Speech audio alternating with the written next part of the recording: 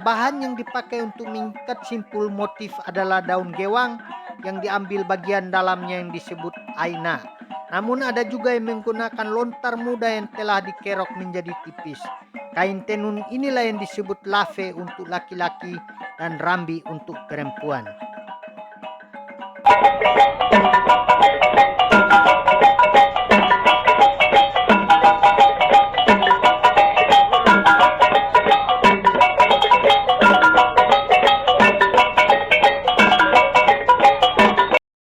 Tempat minum orang rote disebut mbao, bahasa Kupang adalah haik, dan sambat, tempat menampung air yang lebih besar. Juga terbuat dari daun lontar. Sebenarnya bentuk mbao dan sambat serupa, hanya mbao bentuknya kecil dan sambat bentuknya besar. Tempat siripinang disebut nduna, juga terbuat dari lontar. Zaman dahulu apabila orang rote pergi mengundang seseorang untuk pesta atau acara adat lainnya, tempat siripinang menempati posisi penting.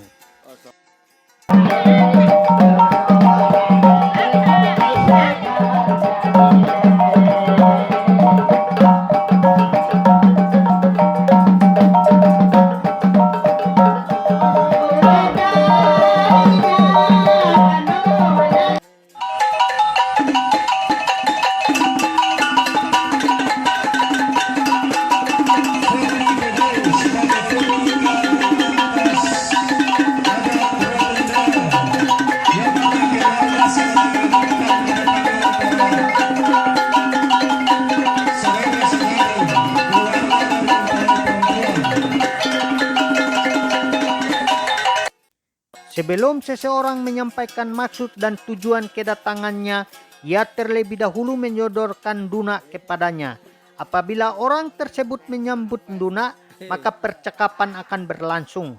Sedangkan kalau orang tersebut menolak nduna, berarti orang itu akan menolak kita secara halus. Lewat budaya inilah orang rote membangun kearifan budaya lokalnya.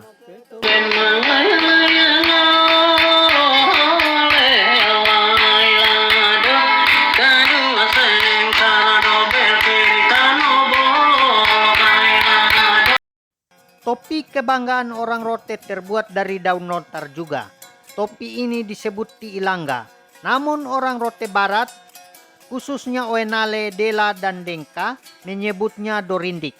Bagi orang tua dahulu, penyebutan tiilanga kurang pas karena berkaitan dengan salah satu nusak yang berada di Pulau Rote.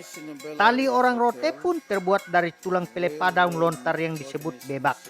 Ikat pinggang juga terbuat dari lontar. Tikar atau nenek dari ancaman lontar juga.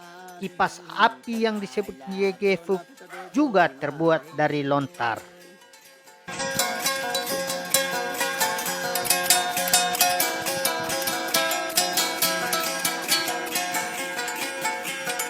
Setelah panen selesai, maka padi akan disimpan di lumbung penyimpanan yang dalam bahasa rote disebut soka. Juga terbuat dari daun lontar yang dianyam.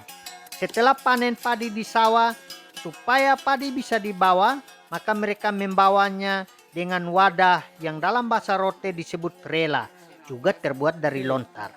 Sedangkan anyaman yang kasar disebut bisa atau kapisak. Oh sore-sore kayu ada di hutan aila dona pita dobo inahe.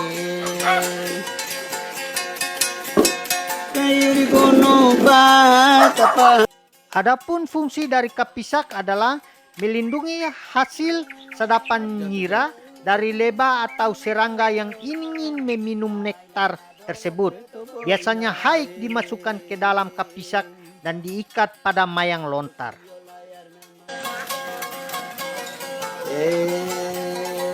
Tetong nai ya nai dame do nai la do.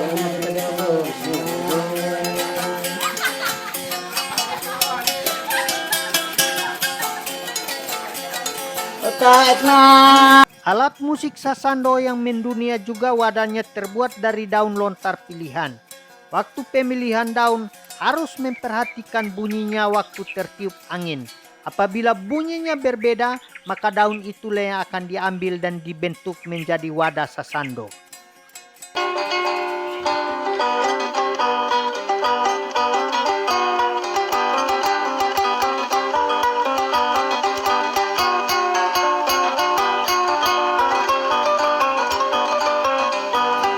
Payung orang Rote zaman dahulu yang disebut soeneru juga terbuat dari daun lontar.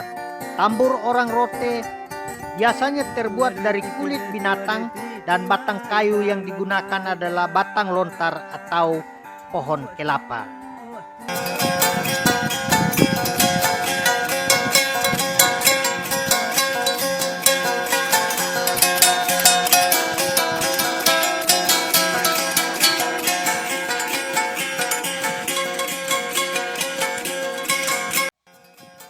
Rokok orang Rote disebut rokomboro juga terbuat dari daun lontar muda.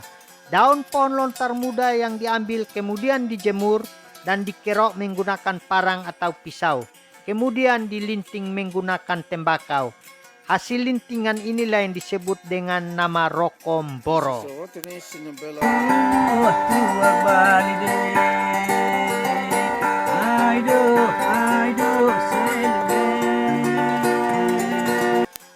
Di Rote Timur sendiri ada tradisi pukul kaki, di mana kaki akan diikat dengan daun lontar dan disisihkan bagian yang akan dipukul. Tradisi ini disebut bahorok, di mana para peserta bergantian saling memukul kaki lawan disertai irama gong dan tambur. Oh sore-sore kayu ada di hutan ay lado na pitadobo inahe. Rumah orang Rote atapnya terbuat dari daun lontar. Usuk atau kasau bahasa Rote dodoik dan reng bahasa Rote heheu juga terbuat dari batang lontar. Pagar kebun atau sawah orang Rote terbuat dari pelepah lontar yang disebut bebah atau bebak. Sebagian orang bahkan menggunakan pelepah lontar sebagai bahan dinding rumah.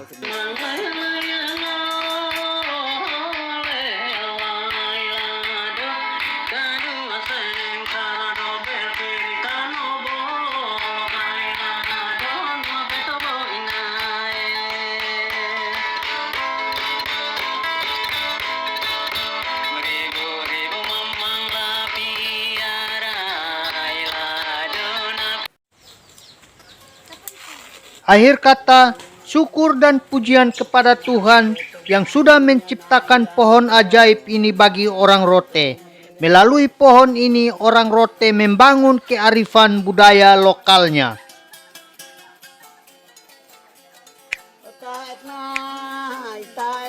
This is a real